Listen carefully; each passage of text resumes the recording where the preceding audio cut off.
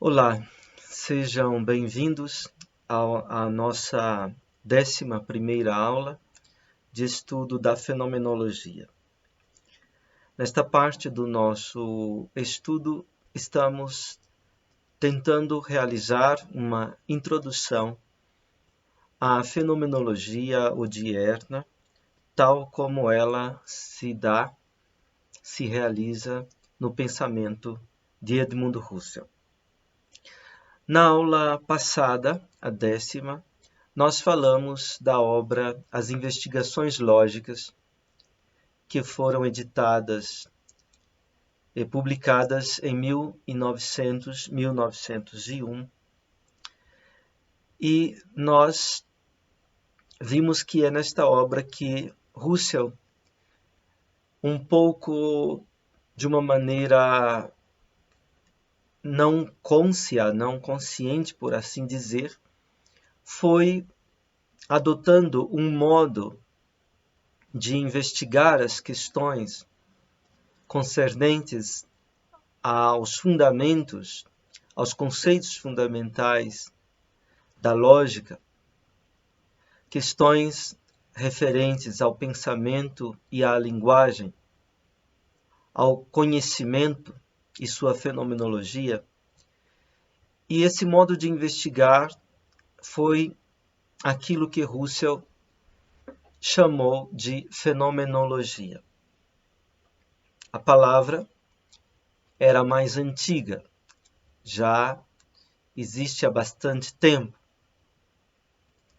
Já na modernidade, no âmbito das ciências da natureza, se falava de fenomenologia, mas ali a fenomenologia era simplesmente uma descrição provisória, imediata, daquilo que um campo de pesquisa oferece, não a investigação mais aprofundada daquele campo de pesquisa. Verdade é que, por exemplo, Hegel usou o termo fenomenologia do espírito, ciência da experiência da consciência. Fenomenologia ali é justamente a dinâmica de aparecimento, de vir à luz e de configuração do espírito. As transformações que a consciência vai sofrendo através do devir histórico, dialético, e estas transformações geram um saber, uma ciência que, em seu estágio último, deve coincidir com o saber absoluto do espírito absoluto. Bem, embora a palavra fenomenologia já fosse usada há bastante tempo na modernidade, Husserl usa essa palavra, fenomenologia, como o sentido, o modo, a dinâmica da investigação filosófica mais radical, mais fundamental, mais profunda, originária e abrangente. Mas nós perguntamos o que é o fenômeno na fenomenologia, na investigação fenomenológica de Husserl. Bem, desde as investigações lógicas, fenômeno é fundamentalmente o aparecer e o vir à luz do ato ou vivência da consciência em sua intencionalidade. Então, o ser que é a coisa ela mesma do pensar husserliano é o ser da consciência. Bewusstsein. Na palavra consciência, temos a palavra sein, que é ser. Bewusstsein. Então, o ser por excelência a ser pensado na investigação fenomenológica é o ser da consciência. Se nós quisermos, o ser da vivência ou do ato. Ora, este ser do ato em Brentano já aparecia na sua psicologia do ponto de vista empírico, de 1874, este ser já aparecia como intencionalidade. Brentano, tentando demarcar a diferença entre fenômenos físicos e fenômenos psíquicos, sugere essa descoberta de que o que caracteriza os fenômenos psíquicos é justamente a intencionalidade. Todo fenômeno psíquico, todo ato psíquico se dirige a alguma coisa como a seu objeto, visa-o, tem em mira como a seu objeto, e não somente isso, em todo ato ou fenômeno psíquico, o objeto tem uma existência intencional. Aquilo que é representado tem uma existência no próprio ato do representar. Aquilo que é julgado tem uma existência no próprio ato do julgar. Aquilo que é amado ou odiado, respectivamente, cada um tem uma existência no ato de amar ou de odiar, e assim por diante.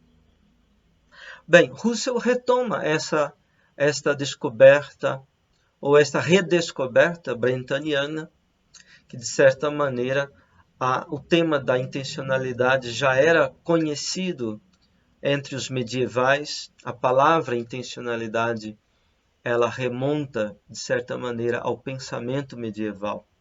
E já era conhecido, embora não nomeadamente, no pensamento grego. Por exemplo, em Aristóteles, em Platão. A palavra intentio em latim quer dizer in aliud tendere, nos explica Tomás de Aquino.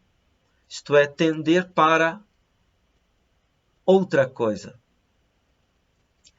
Não é? Então, e os medievais usavam a palavra intentio com muita abundância de sentidos.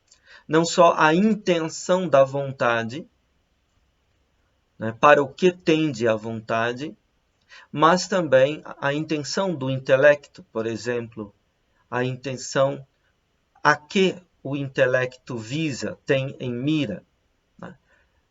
Na filosofia medieval, a intenção primeira, a intenção segunda. Ou seja, quando o intelecto tem em mira o real, nós falamos de uma intenção primeira. Quando o intelecto tem em mira o nosso próprio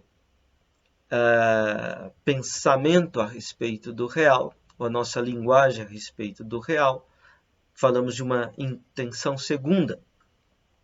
E assim por diante. Importante que Husserl retomou essa questão da intencionalidade como o modo de ser da consciência. Em diferença, porém, de Brentano, Husserl não fala de uma vivência psíquica ou de um ato psíquico. Fala simplesmente de vivência ou de ato. Com a palavra vivência, estou traduzindo a palavra alemã Erlebnis. Erlebnis tem em si esse radical leb, que remete a Leben, que é vida. A vivência é sempre e cada vez um evento da vida. É algo, é como um vivido, né? um vivenciar. Né? Então, amar, odiar, representar, julgar, querer e assim por diante. Fantasiar. Bem, Russell procura liberar, né, então, esses fenômenos do seu aspecto psíquico, ele, no sentido de que não se trata de ocorrências de um sujeito empírico. Russell vai até tratar de uma psicologia fenomenológica. Mais tarde retomaremos este ponto. Mas, digamos, na fenomenologia, enquanto método propriamente filosófico, ao falarmos de atos, de vivências, nós não estamos falando de ocorrências psíquicas de um sujeito empírico. Bem, então o fenômeno por excelência na fenomenologia russeliana é o ser da consciência. Todo outro sentido de ser, toda outra validade de ser, ser certo, ser provável, por exemplo, o ser duvidoso, todo outro sentido de ser, toda outra validade de ser, dizíamos nós, de alguma maneira está radicada no relacionamento com o ser da consciência. E o ser da consciência é justamente intencionalidade. Então o fenômeno por excelência, a coisa mesma da fenomenologia russeliana, a Sache selbst, é o ser da consciência, é a dinâmica da intencionalidade, da consciência. Bem, em segundo lugar, de um modo derivado, o fenômeno é o objeto intencional. Isto é aquilo que no aparecer da vivência intencional se apresenta, se exibe, vem à luz, se mostra. Ou seja, quando eu percebo a janela da sala, nesse ato ou nesta vivência do perceber, a janela da sala se mostra, se exibe, se apresenta como o que é percebido, em seu caráter de ser percebido. Então, a janela é também fenômeno. Mas veja bem, o fenômeno em sentido primário é a própria vivência. Em sentido secundário, derivado, é o que se dá a esta vivência. Se exibe nela, se apresenta nela, vem à luz nela. Normalmente, quando nós falamos de fenômeno, nós temos uma outra ordem. Para nós, fenômeno é o objeto. Eu digo para nós, significa no nosso sentido habitual, o fenômeno é o objeto. E a gente nem lembra que a vivência é fenômeno. Né? Em Rússia acontece justamente o contrário. A vivência é o fenômeno primordial. Porque é na intencionalidade da consciência que se fenomenaliza todo o fenômeno enquanto objeto intencional.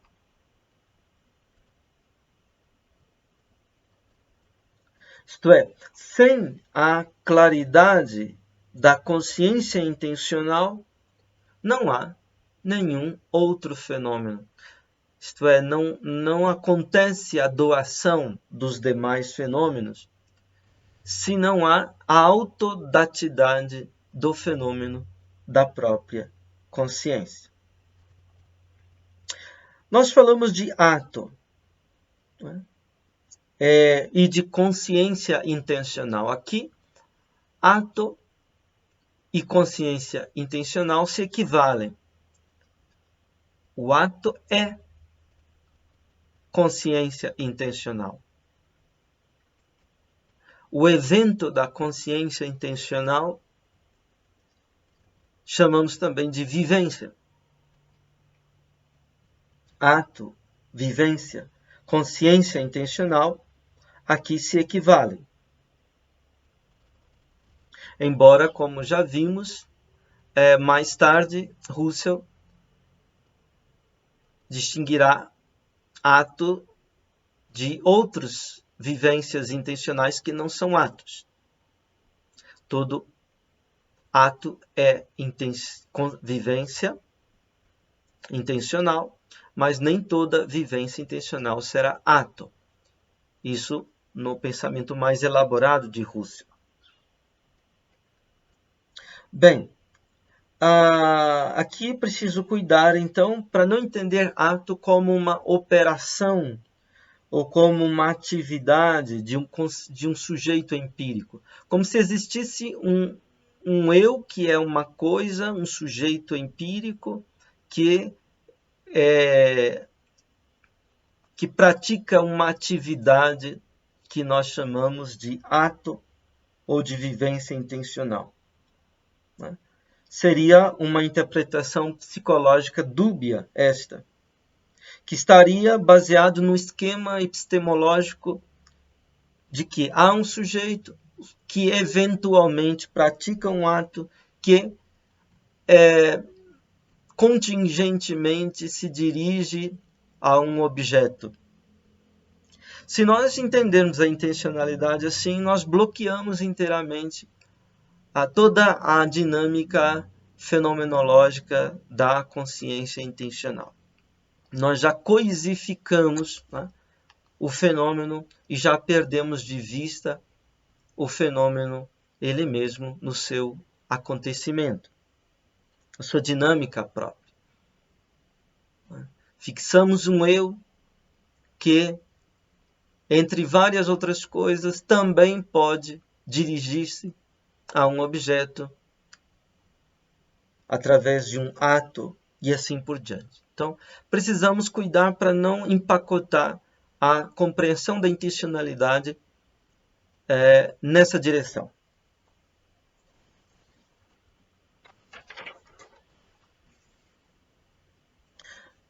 Segundo este esquema, né, nós pensamos assim, que a intencionalidade, o ato, a vivência, melhor dizendo, seria uma ocorrência que acontece dentro de um sujeito que sai de si para entrar em relacionamento com um objeto que está fora desse sujeito. Como se eu, percebendo a janela de minha sala, do meu escritório, é como se eu, um sujeito que está fechado, encapsulado em si mesmo, saísse de mim mesmo para poder me relacionar com um objeto que está fora de mim mesmo, etc. Bem, este esquema atrapalha mais do que ajuda. Né? Em vez disso, pensemos a vivência como um dado originário e que essencialmente pertence à vivência a esta referência ao objeto que nela se apresenta, que nela se exibe. Então, a vivência do perceber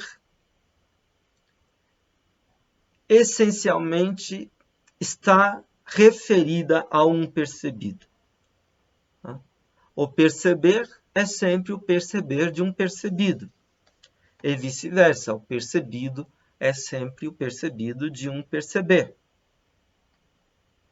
Então, o dado originário é essa unidade em que perceber e percebido se copertencem. O que nós chamamos de percepção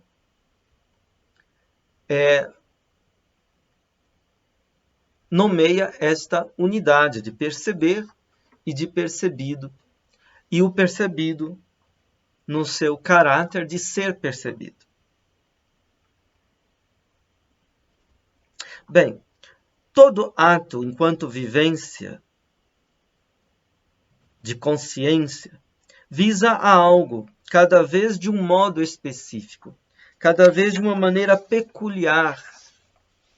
Cada ato ou vivência visa alguma coisa, né? Tem uma estrutura, um arcabouço no seu modo de ser que implica sempre o ato e o objeto deste ato. Assim, perceber é perceber alguma coisa, imaginar é imaginar alguma coisa, recordar alguma coisa, esperar alguma coisa, julgar sobre alguma coisa, amar alguma coisa, odiar alguma coisa. Você poderia dizer, mas isso é óbvio. E soa quase como uma repetição inútil, esse modo de dizer. Tudo bem, isto é óbvio, mas para a filosofia, o óbvio é o que nos oculta uma maior riqueza de fenômenos que nos passam batidos. E não se trata de uma repetição inútil. Então vamos tentar ver o que esta repetição está nos querendo fazer entender. Ou seja, que cada uma dessas vivências, perceber, imaginar, recordar, esperar, julgar, amar, odiar, desejar, querer, cada uma dessas vivências,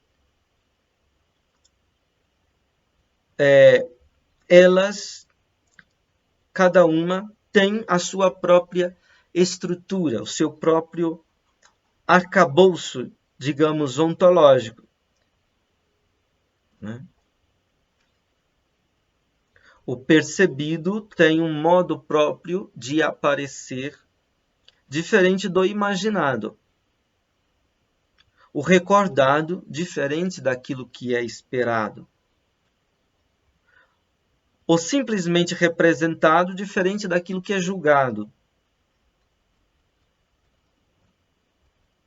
O inferido, diferente do simplesmente julgado. O amado, diferente do odiado, e o odiado do amado. Quer dizer, cada uma dessas vivências tem um modo próprio de visar, de ter em mira aquilo a que ele se dirige.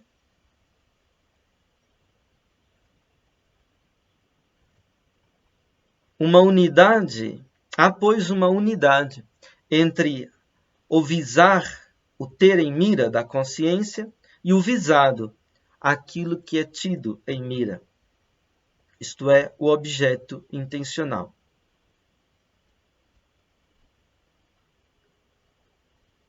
Digamos, uma janela percebida é um objeto diverso de uma janela apenas recordada ou de uma janela apenas imaginada.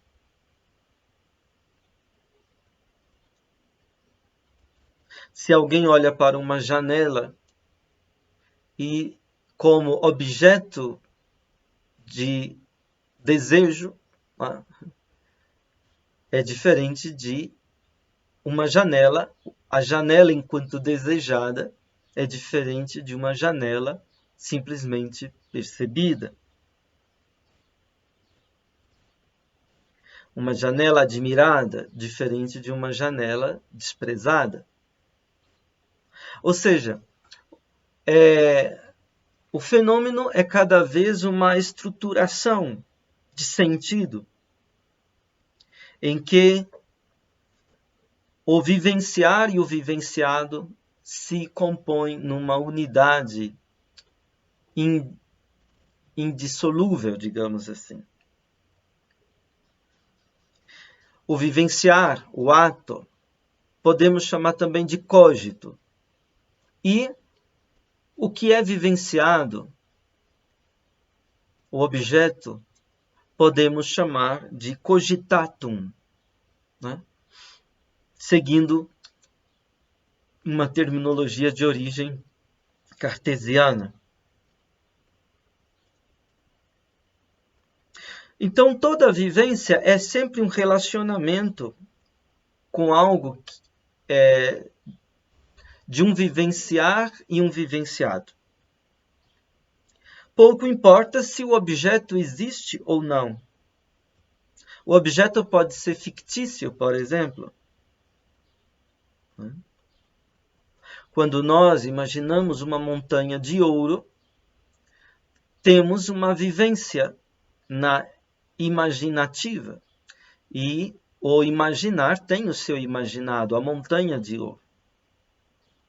Não interessa se a montanha de ouro existe, é efetivamente dada na realidade das coisas ou não. Quando nós lemos uma ficção, um texto literário de ficção, por exemplo, nossa consciência está se relacionando com aquilo que aquela obra ficcional nos oferece. Se eu leio Alice no País das Maravilhas, Alice no País das Maravilhas é o objeto intencional da minha vivência de ler. Então, essa vivência de ler uma obra ficcional, ela é uma consciência a pleno direito e tem o seu objeto a pleno direito.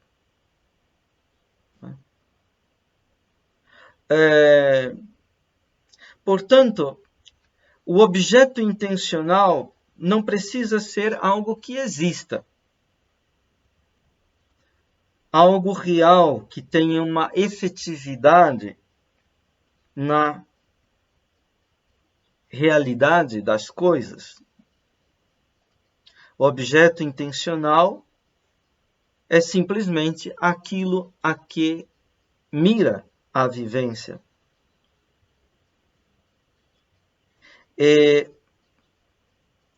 Pode ser, por exemplo, algo que exista.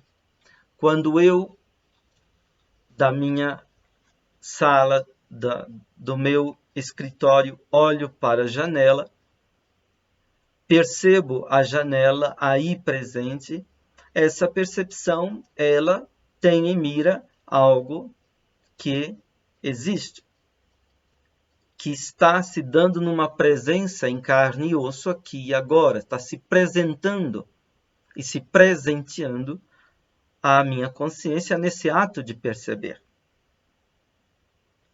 Então, e aliás, este ato de perceber, ele é carregado pela crença nesta presença do percebido. Se falássemos de uma alucinação, por exemplo, uma alucinação é uma percepção também, uma percepção presumida. Aquilo com que se alucina é um pretenso percebido. No entanto, o alucinar-se é uma vivência em pleno sentido, em pleno direito, no sentido de que há ali o acontecer de um vivenciar que se reporta e se comporta como um vivenciado. Bem, o que nós podemos tirar disso é que esta referência intencional ela é essencial, estrutural, intrínseca, necessária, universal a toda vivência da consciência. Não é que há uma vivência que extrinsecamente se dirige a alguma coisa e se torna vivência intencional. Mas a vivência é o ipso, por ela mesma, vivência intencional.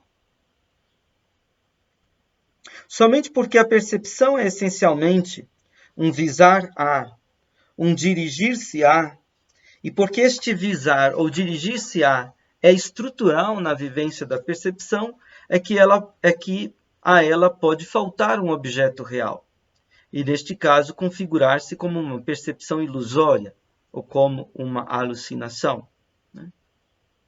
Se eu estou caminhando no deserto e, de repente, vejo um oásis, uma fonte borbulhante de água a jorrar, e eu corro para aquela fonte, mas aquela fonte não me mata a sede, porque logo eu me frustro, percebendo que aquela fonte era uma miragem. Esta é também uma vivência.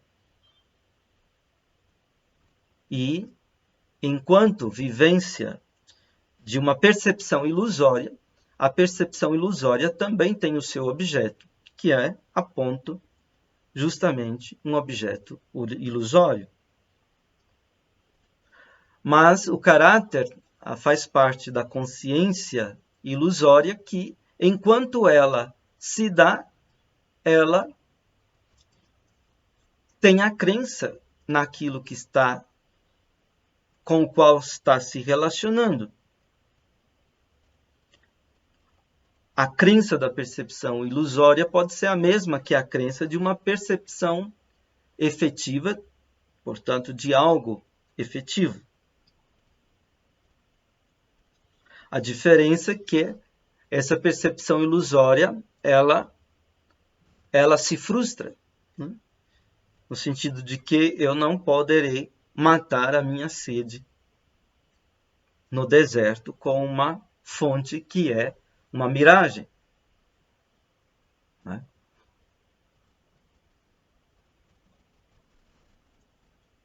Então, em suma, a intencionalidade não quer dizer uma relação eventual, extrínseca, contingente entre algo psíquico interior e algo físico exterior.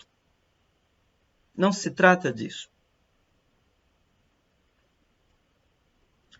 O ser intencional não é um acréscimo à consciência, mas a consciência é sempre e a cada vez de um modo diverso, bem peculiar, intencional.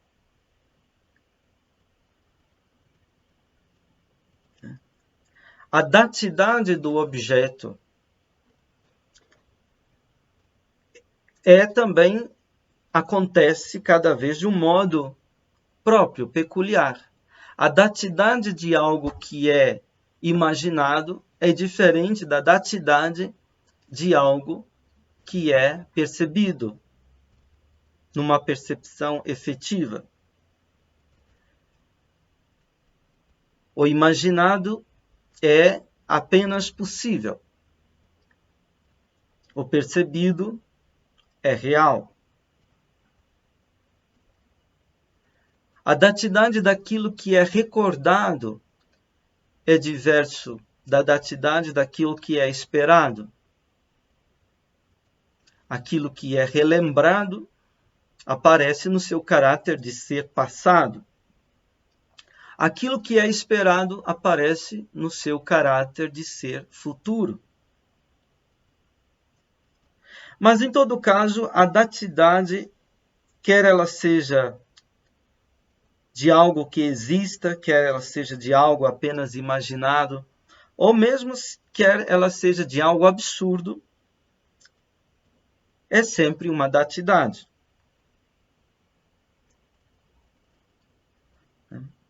Quer eu me represente Júpiter ou Tiradentes, quer eu me represente a Torre de Babel ou a Catedral de Brasília, sempre a cada vez o representado aparece na minha consciência no modo de uma representação. Então, cada vivência intencional é uma forma de consciência de alguma coisa. É uma forma de um tender para, de um dirigir-se para, o que quer dizer justamente a intenção. Então, não se dá, primeiramente, uma objetualidade à qual depois uma vivência se refere. E, do mesmo modo, não se dá, primeiramente, uma vivência que, posteriormente, se relaciona, se refere a um objeto. O que se dá de modo primordial, num só golpe, é a referência intencional, a intenção, a constituir a vivência e sua objetualidade, isto é, o vivenciar e o vivenciado. Então, cada tipo de ato psíquico, cada tipo de ato de vivência possui uma estrutura essencial pré-formada. Falamos aqui de tipos de atos, tipos de referências intencionais. Em cada tipo de ato de referência intencional, o objeto é cunhado, moldado, configurado de modo diverso. Um exemplo, digamos que eu estou andando na rua e passam ao largo de mim muitos transeuntes e, digamos, na minha consciência são pessoas que vão e vêm de uma maneira indiferente a mim. Cada um com suas preocupações, etc. Agora, vamos supor que, de repente, eu encontre um amigo. A pessoa que vinha ao longe de mim, de repente, se me mostra, se me aparece, se me doa como uma pessoa amiga que eu há muito tempo não encontro. Então, de repente,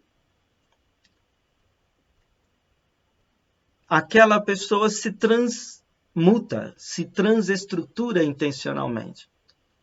Já não é mais uma pessoa qualquer, um transeunte qualquer, um objeto que me é, de certa maneira, indiferente.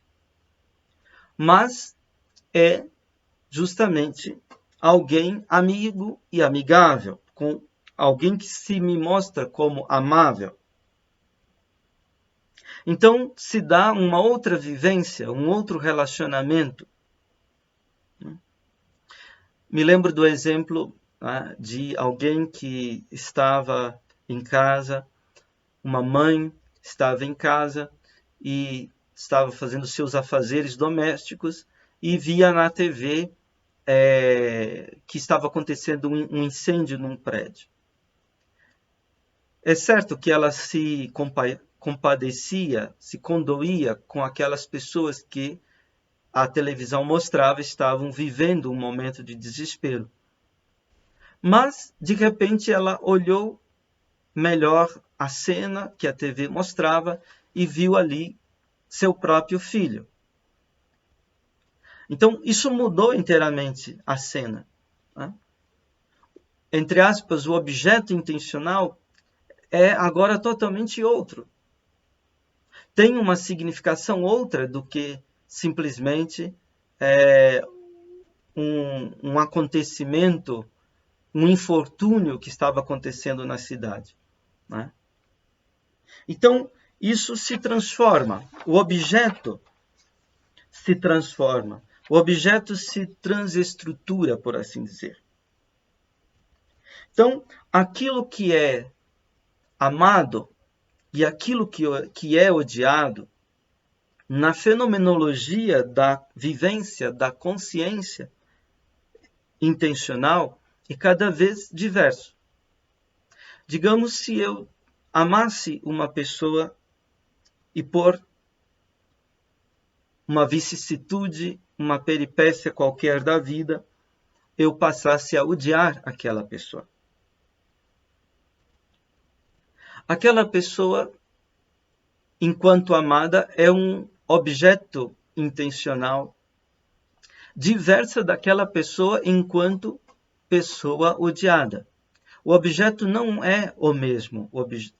Trata-se da mesma pessoa, sem dúvida, mas o objeto é cada vez outro.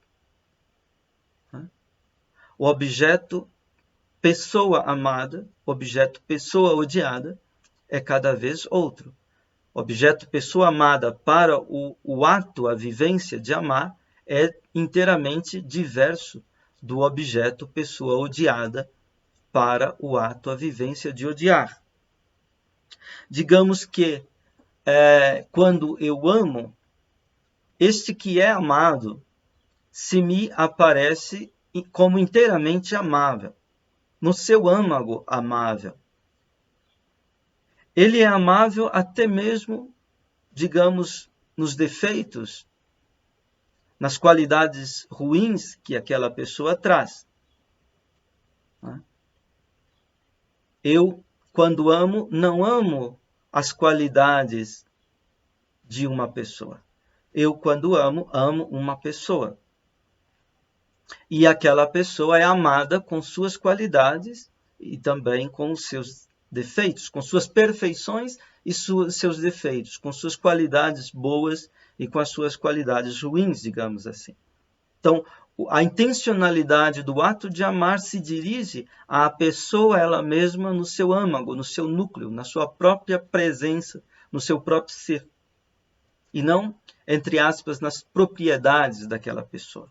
O ato de amar se dirige à identidade, à ipseidade daquela pessoa. De modo que, enquanto a amo, sou capaz de suportar também aquilo que me desagrada naquela pessoa, ou aquilo que pode ser um defeito daquela pessoa. Claro que posso também contribuir para que aquela pessoa se aperfeiçoe enquanto um ser humano. Mas digamos que no ato de amar, o amado aparece sob o ocular, sob a ótica do amor. Agostinho dizia, amo quer dizer, quero que sejas, volo ut sis. Amar é deixar o outro ser outro. É deixar ser a alteridade desse outro. O que é bem diferente de uma mera negligência ou um descompromisso, pelo contrário.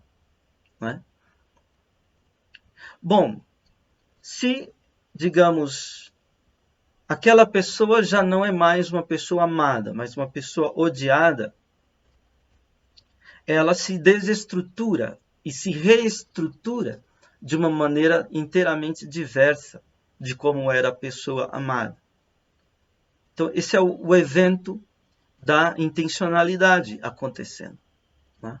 Aquela pessoa é toda ela odiável, inclusive as qualidades boas daquela pessoa, inclusive as virtudes daquela pessoa, estão envolvidas na ótica do ódio. Se amar significa quero que sejas, odiar significa quero que não sejas. Então, o ódio quer o não ser do odiado. O amar quer o ser do amado. E assim, o objeto se transestrutura. O objeto amado é cada vez cunhado segundo o modo de ser do amor. O objeto odiado é cada vez cunhado segundo o modo de ser do ódio. Então, fenomenologicamente, quando nós estamos falando de vivência, o fenômeno é cada vez uma estrutura, uma forma de consciência que implica aí o relacionamento entre essa consciência de e aquilo de que a consciência é consciência. Então, é isso que a gente queria hoje tratar. Na próxima vez, nós vamos falar dos fenômenos categoriais. O que trouxemos hoje está bem contido, por exemplo, na quinta investigação lógica.